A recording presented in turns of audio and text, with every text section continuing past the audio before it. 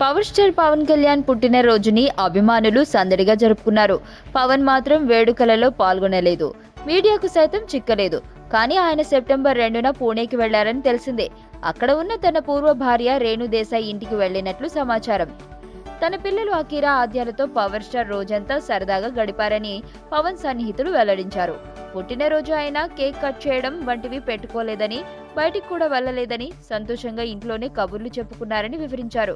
కొన్నేళ్ల క్రితం రేణు దేశాయ్కి విడాకులు ఇచ్చినప్పటికీ తల్లిదండ్రుల ఎడబాటు ప్రభావం పిల్లలపై పడకుండా పవన్ జాగ్రత్త పడ్డారు. చిన్నారుల బాధ్యతను తీసుకోవడమే కాకుండా పండుగలు, పుట్టినరోజు వేళల్లో పవన్ తన పూర్తి సమయాన్ని అకీరా ఆద్యాలకు కేటాయిస్తున్నారు.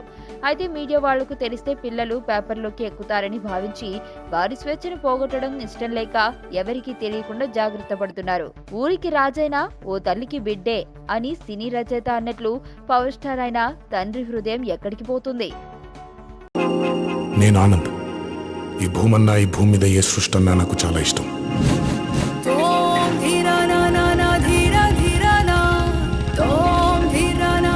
చెట్లు, మొక్కలు, గాలి, నీరు, వాటిని కాపాడుకోవటమే నా పని కూడా. It's a joggers park. 213 చెట్లు ముంబైకి చాలా ఆక్సిజన్ సప్లై చేస్తుంది.